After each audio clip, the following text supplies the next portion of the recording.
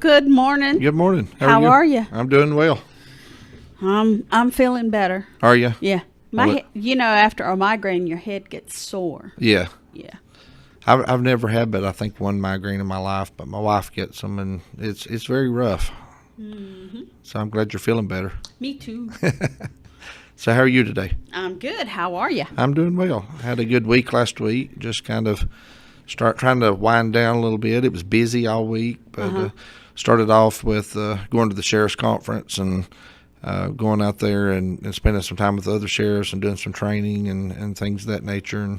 And I've told people it was kind of interesting week for me because I started off last Monday in the conference with meeting and hearing a good speech from General Hugh Sheldon, who was a Joint Chief while President Bush was the president. And he was actually the Joint Chief Commander in charge of the military when the World Trade Center attacks happened. Mm-hmm. And he gave a great speech on leadership through times of crisis and how to be a great leader when bad things happen and what you need to do when crisis hits. And so it was a very wonderful experience with him. And then fast forwarding to the end of the week, I got to go over to the Folk School where our current Vice Joint Chief, General Selva, was over there taking some classes at the Folk School with his family. Neat. And I got to go over there and have lunch with them on Friday and spend some time over there. And so I told somebody, I said, I've never met a Joint Chief before, and I got to meet one at the first of the week and at the last of the week get to spend it with another. So that was a good experience. I was very proud to talk to those gentlemen and just thank them for their service and all the wonderful things they've done for our country. Mm-hmm. Yeah, it's just a surreal kind of experience, just to have dealings with that with people. But through the conference last week, we had all kind of different training sessions and things of that nature. And one of the big topics now is body cameras, and that seemed to be one of the topics that was on the agenda for the week, is how do you deal with the body camera issue and the storage of space and all those kind of things. And our governor has actually signed into effect in North Carolina a new law on the video footage from body cameras and from in-car cameras, pretty much stating that it's not a public record, that the public's not entitled to it. Oh, wow. So what it did allow, though, is it does allow for the public to gain access to that, but you have to go through a process to get it. As you've seen on TV, what's happened in the recent days is that you have a shooting occur or an officer-involved wreck or something of that nature, mm-hmm. and immediately the press is wanting a copy of that to put on television for everybody to see it, and they only get a snap. They only show a 5-second or a 10-second snapshot. The worst part. The worst part of the video. Mm-hmm. So our governor is kind of trying to protect us a little bit from that, and law enforcement from that, and so the video is available. It is you can gain access to it. But it's not public record, therefore we don't have to give you immediate access to it. Mm-hmm. And so it just goes through a process to where you gain that video. So anybody from the public that's involved in the incident or they're part of the video, mm-hmm. or media outlets, they can go through a process to gain that. But it's kind of designed just to protect the police a little bit. But private citizens who Right. are on those videos, don't they have a right to privacy type They do. thing? And Okay. that was one of the reasons for what the governor had signed. Yeah. What happens a lot of times is the people in the background of the videos that were just in the area, mm-hmm. A lot of times the media puts these things on television, exposes them, and exposes their involvement in things, and against a lot of times their will. A lot of times they're not even asked, before it's on the world news of a night. Mm-hmm. And so that's one of the reasons why they signed that, is to protect the police from people rushing to snap judgments, but also to protect those private citizens that are out there. We kind of run across the same thing through the school when I worked there as a school resource officer for bus cameras, for example. So sometimes you have incidents that happen on a bus that a lot of people request public records requests to get those videos. But a lot of people forget you have 20 or 30 other children on that bus. Mm-hmm. And that the schools a lot of times has a policy not to release that because of the privacy of those children and having to get parental consent from Right. those children's parents and all those kind of things. So I think this might clear it up a little bit, and might clear the muddy water just a little, to where one of the things the governor was there at the sheriff's conference last week talking about it, and one of the things he said in that conference was that he did not want to restrict people from being able to get a copy of it or seeing it, but he did want to go through a process and to make sure that it didn't reach out there too quickly, to where it would put officers' lives in danger or put those in the public and into the spotlight without their knowledge. Yeah, we've had way too many incidents of they just go after any cop instead of being angry with one particular person. As of June 13th, I think was the latest statistic date. On June 13th, there were already this year, there were 70 police officers killed in the line of duty, and 34 of those were murder. Police officers were murdered this year. And so that's just staggering to think about what's going on out there, in our world, and what's going on with people targeting the police and going after police for no apparent reason a lot of times. We're getting to a thing in society to where, even when retaliation, they're not even going after the people they're mad at. They're not even going after the people that has wronged them or done anything to them, but they're just going after people in random. Right. They got a ticket in Louisiana and got arrested and put in jail down there, but now they're in North Carolina, and because they're mad at what an officer did in Louisiana, they're going to shoot people in North Carolina, and it's just unheard of at what's going on in our society, and so we're all struggling, trying to catch up and trying to figure out how to deal with it. That's out there. That's just. I know. We DJ won't even watch the news at night. He doesn't want to hear it. He doesn't want to hear anything about any more shootings. Right. And all of the. He's trying to distance himself from it, but you can't. Right. Well, one of the things is with the media, a lot of times the media glamorizes it, publicizes it so much that they actually put ideas into people's heads who may not have had that idea in the first place, but because they're bombarded with it by looking at it on television or something, they turn it on. They may talk themselves into doing something or think this is a good idea. Especially people with some mental issues. Right. And I think that's where it all boils down to. We can blame a lot of things, and there's a lot of things in society that we want to point fingers at. We want to point it at elected officials. We want to point it at the guns. We want to point it at the Constitution. We want to point fingers at all these things. But when it all boils down to, it boils down to a mental issue, and it boils down to a society issue. Preacher may boil out of me in just a little bit, but it really boils down to a sin issue, And, one of the things, people say we shouldn't really talk about sin. You shouldn't talk about those things from an elected position. But what does the Bible say about sin? It says sin is a transgression of the law, or it's the breaking of the law. And so when you think about these things and you think about what criminals do, being sinful acts, by definition, sin is breaking the law. And so, that's what's really going on out there and what's happening. So we got to figure out different ways of dealing with this and different ways of addressing this problem that's in our country. One of the things that we have done at the Sheriff's Office, and we've been in discussions about this for the last couple of weeks, is the fact of that you probably saw in the paper, and you probably saw that where we're now moving into some of the bigger dealers, the people that's moving bigger weights and people who are doing more of the supplying of the drugs in the area. We're continuing to do that, and last week we got one in White County, Georgia, where they arrested him with a pound of methamphetamine and several $1,000s in cash there on him. And what we've determined to do is we're working kind of a loose-knit task force with North Georgia, with the Georgia Bureau of Investigations, the State Bureau of Investigations here, the DEA in both states, the FBI in both states. We're kind of looking at this pipeline that's flowing back and forth between Cherokee County and western North Carolina and the Gainesville area, the Atlanta area, Dalton, and some of these places that's going on down there in North Georgia. And so what we've kind of committed to doing is wherever we know they're in possession of large amounts of drugs, whether that's here, whether it's in Georgia, we're going to try to get them arrested wherever they're at. One of the things about bringing those drugs back across the state lines here in North Carolina, somebody says, well, you should just wait till they bring them back here and arrest them here if it's your information and your informants and all these kind of things. But if you're not right there at the state line waiting on them when they cross it, 30 minutes to an hour from the time they get in here, all that's dispersed and gone. Right. And so what we're determined to do is we don't care where they get caught. We don't care who the arresting agency is. We're just trying to get these individuals apprehended and get them with large quantities so they can serve some prison time and get back off our streets.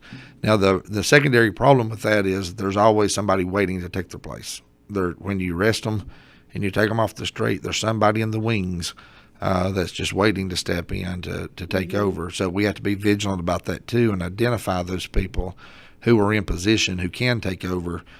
So we're aware of who may step in there and who may take over the operations at that point. But I said all that to say this: we are still working on the drug problem. We're working on the dealers and the main suppliers and the head of the snake that we talked about, for years now, cutting that head of that snake off. But we have another problem. And one of the problems that we face here in Cherokee County, not just here, but all over the United States of America, is your users. Your people who are not making money off this, the people who are not out here, really making a living off of it, they're addicts. They're out here using this stuff. A lot of these addicts are the ones that's breaking into people's houses to try to steal property, to pay for drug debts, and trying to take property to purchase more drugs and things of this nature. So one of the things that we've been in conversation about for the last couple of weeks is how do we address this problem? While we're working on main dealers and while we're working on taking these people off the street, we still have citizens in Cherokee County who still have a neighbor that lives next to them who are experiencing problems with their neighbor. We still have people that live in certain areas of the county who are still experiencing the drug user, finding needles in their yard and finding paraphernalia around, and people roaming in their yards of a night, tweaked out and high on stuff. We still have that problem. So what do we do about that? Well, I think as far as law enforcement, we must be realistic about what's out there, and we must be realistic about what's going on. And being realistic is admitting that what we're doing as law enforcement is not accomplishing anything. When we go out here and we arrest these people for paraphernalia and we arrest these people for possessions, and we take them in front of a magistrate and either get a low bond or an unsecured bond and they're turned loose, what have we accomplished? We've not accomplished anything. Even if the magistrate does set a secured bond, and even if they do sit in jail, and even if they sit there several weeks until they go to court and they have their court hearing and then they're turned back loose on the street, what have we accomplished? We've not accomplished anything. They're still out there. They're still using. They're still doing these things. So we have to take another look at this and another approach on how to deal with this aspect of the drug use in the county, how to deal with this aspect of what's going on out there. And I've said before, and you've probably heard me say this in the past, about the clinical definition of insanity. The clinical definition of insanity is doing the same thing over and over again and expecting a different result, right? So if law enforcement, if we keep doing the same thing over and over again and we keep getting the same result, but we keep thinking things are going to get better, then we're, by definition, we're insane with our actions and what we're doing.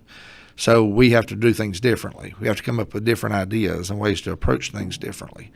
And so one of the things that I have done is I've kind of talked with a lot of community leaders during the last week or so, and myself and the chief deputy have sat down and had multiple discussions about this. What is it that we can do? What is it that we can do to help our community, to impact, to make a change in our community? So for the last several weeks, what I've been doing is not only have I been stopping cars myself, but I have been going where officers are stopping cars, where they're finding these user amounts and paraphernalia, and dealing with people on the streets and the homeless population that has paraphernalia and those type of things, and asking them this simple question: if I could wave a magic wand and give you the resources you need to get back on your feet and to make you a productive citizen, what would those resources be? What could we do as a society to help you?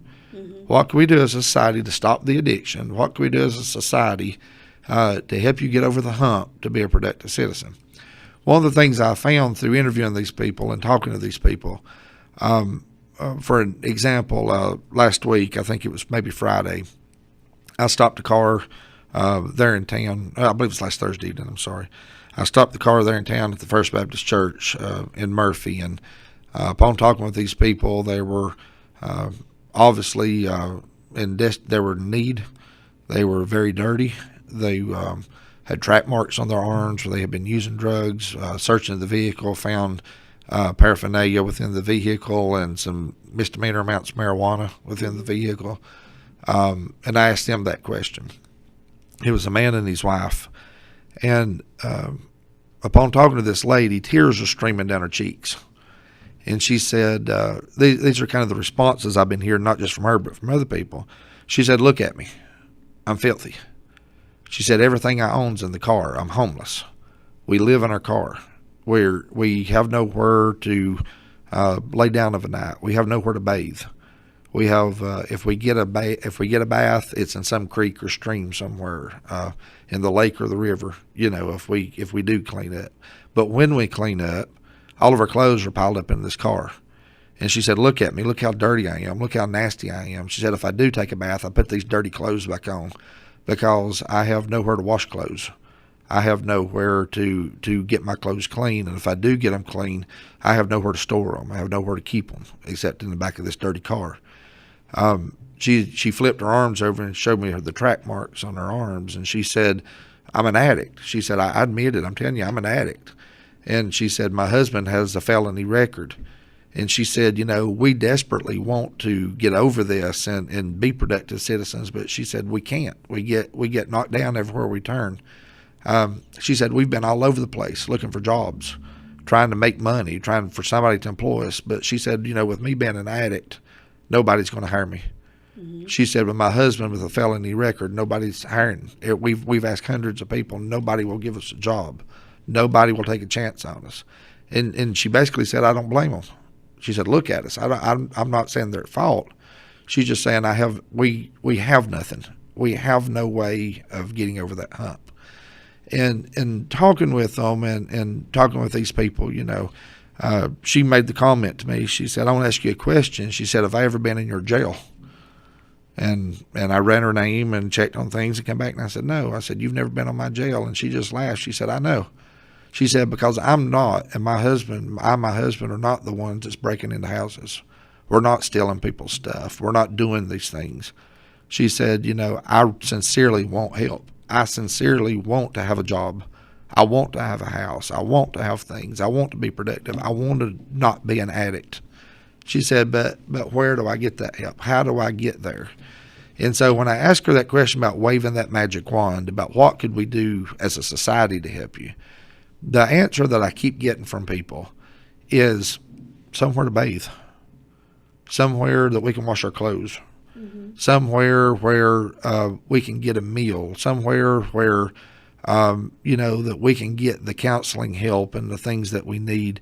But in reality, counseling doesn't help when you're still homeless. Mm-hmm. Counseling doesn't help when you still don't have somewhere to bathe, when you still don't have food to eat, when you still don't have these things. And so what she was saying was, if these physical needs are met, then we are in a better situation, in better shape to get the drug counseling, to get the mental health counseling, to get the things they need because they don't have all these worries in life try to do. Now, I do want to say this. I realize that we can't house everybody out there that's homeless. I realize that we can't feed everybody that's hungry. I realize that we can't provide, things for people that won't help themselves. I understand that. But there's a part of our population that does want to help themselves, that does want to get over this. So what do we do as a society to help them? So I've been talking to community leaders, and I've been talking with different people within the sheriff's office, looking for grants, looking for different things, to where we could kind of, maybe here in Cherokee County, do some kind of like YMCA kind of concept.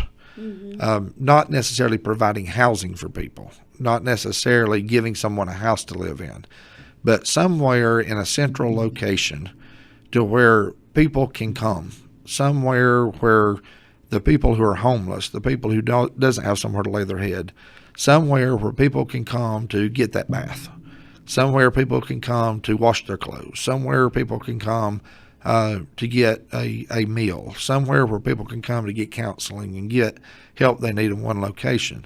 My wife and I was talking about this past week, and we started naming off all the resources in Cherokee County that are out here. We have Tri-County Community College that helps people find jobs, that helps people learn how to do interviews and learn how to do these things that puts them in positions to get jobs. We have drug counseling in the area. We have Appalachian counseling for mental health. We have Christian Love Ministries, for people to help them get back on their feet and give them somewhere to stay. We have homeless shelters. We have these things here. But the problem is, and from my standpoint, from interviewing these people, if you're homeless, how do you get to all these places?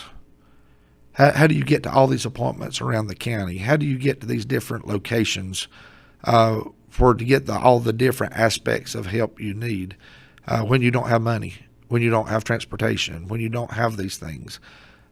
So the concept that I'm thinking about, the concept I'm talking with people about, is having that central location that people can go to, and the resources come to them. And the resources come to them. Mm-hmm. Instead of these people having to go find all these resources, have a central location where they can go to, where the resources are available to them at that location. And so those were kind of the things that we're kind of tossing around and figuring, are these things that will help our community? Are these things we can do to help these population get back on their feet? Is this things we can do to help stop some of these addictions and these different things that's in this area? If they're talking with people, the question has been brought up to me, and we have to be honest and realistic about things, about the fact of people abusing again, about the people abusing the system and showing up to get a meal when they're not really homeless, showing up to take advantage of things and take advantage of laundry so they don't have to go to the laundromat and pay for it, And we have to be honest and understand there will be people take advantage of it. If we get this up and running and going, there will be people who will take advantage of the system.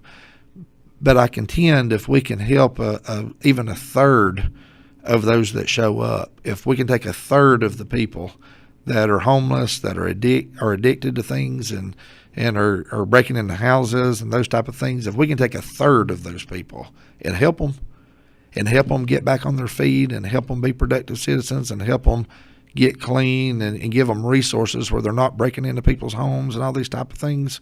If we can help a third of the population, then we've made an impact in our community. Mm-hmm. We've made a big difference in Cherokee County. And so, that's the one thing that I want people to be thinking about, as we try to develop this thing and try to put it together. If you're out there listening and you've got experience in this, or you're a grant writer, or you've been around homeless shelters and you've run these things and you've done soup kitchens and you've been an organizer, you've been a community leader, feel free to contact me and let's talk about this and let's see what we can do of trying to organize something and put it together to try to help this population, our community. So many times we look at drug addicts, we look at people who have mental health issues.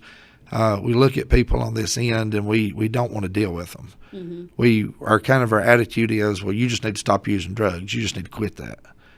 Well, it's not that easy for a lot of people. There are so many other circumstances around that they have to deal with, that it's not just so easy dealing drugs. Going back to the lady that I talked to Thursday, when we talked to her about her addiction, she made the comment about not having a place to live, not having a place to bathe, not having a place to wash her clothes, not having food to eat, not having a job, not having these things. And she said, I know I don't want to be an addict and I don't want to be shooting this stuff up. But she said, with all the circumstances that are out there, when someone shows up with something for me to shoot up or me to use, she said, you may not understand this, but she said, there's a few hours I can escape this. Mm-hmm. There's a few hours that I don't have to think about it. There's a few hours that I can get away from it. And only by the grace of God, that's not me. And only by the grace of God, that's not you. Mm-hmm. That's out here somewhere that's homeless, that's a drug addict. And I look at so many times in my life where my life could have turned in that direction. I could have went down that path. I could have made a bad decision. I could have done these things. And it's only by the grace of God that it's me in this position and not in her position. And so I think as citizens, we need to step out and we need to see what we can do to help this population of people. And I think if we do, it'll help our community as a whole. Mm-hmm. You know, if you're tired of getting your houses broken into, this is an idea. This is something to try to curb that a little bit and stop that from happening. If you're tired of finding needles in your driveway and you're tired of seeing drug paraphernalia laying around all over the county, this is an idea that we might can impact this and change this stuff. So I encourage people to, to be thinking about this, to be supportive.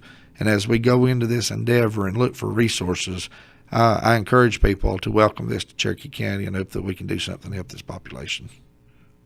Excellent. Thank you. All right, Pastor. Oh, gosh. And we have a lot of people in our area that are retired citizens from other areas. Uh-huh. And, like the gentleman who does that, clean up the roadside. Right. Yeah. Yeah. I mean, we got a lot of folks. We got a lot of folks here, and when we think about this and undergoing this endeavor, we have enough churches in the area that if, and honestly, I'm gonna talk to the churches just a little bit because I've been a pastor and I know I've been in church all my life and I know kind of a little bit about churches, but I've always been a firm believer that if we took every church in the United States of America and all the members of all the churches, if we did what we were supposed to do as church members, we wouldn't need a welfare system in the United States. This is true. If every church and every church member did what they were supposed to do, we wouldn't need the government to try to support people and try to provide things for people because the churches would be taking care of their community. Mm-hmm. And so what I encourage, I will be coming to the churches and be talking to them about this. And so what I encourage the churches to do is once we kind of get an idea of how to do this and how to put it together and some funding resources and things of that nature, once we kind of get this plan put together, I encourage the churches to step in and to try to staff and man some of this stuff and try to help the community in which we live in. When we think about this, even when we think about serving meals, we've got different churches all across the county that do meals. Mm-hmm. They do them already. And they do them at their churches. They do them at their fellowship halls. Certain days a week, certain churches do meals. Mm-hmm. Well, if we do this and try to do this as a county endeavor to try to bring resources and put this in a central location, what would be wrong with those churches going to the central location to do their meal on their day a week? You're doing it anyway. Right. You're providing the meal anyway. Right. So, you could even step in and do things like that. So, I just want to encourage people to be thinking about it. And I know this is not really a law enforcement thing, but it's a community thing. Mm-hmm. And I guess it's law enforcement when you think about the impact of what the people are doing in the community as far as criminal activity. Yeah. And, we still have to enforce the law. We still have to, like I explained to this lady the other day, even though that I'm sympathetic, even though I'm compassionate, even though I want to help you, we're still here to enforce the law, and you still committed a crime. Mm-hmm. And so we have to do what we have to do on that. But I think as a community, we can step out and we can do more to help our fellow citizens that are around us. And I think once we get this off the ground and get it up and running, I envision that in some point in time in the future of maybe turning into some housing issues, maybe turning into some different things to help people get on their feet. But I think we need to start small and think big. Mm-hmm. But I think even starting small, I think we can make an impact. I think so too. And the people around us. Well, I thank you for coming and talking about this today. Thank you. Appreciate it. Okay.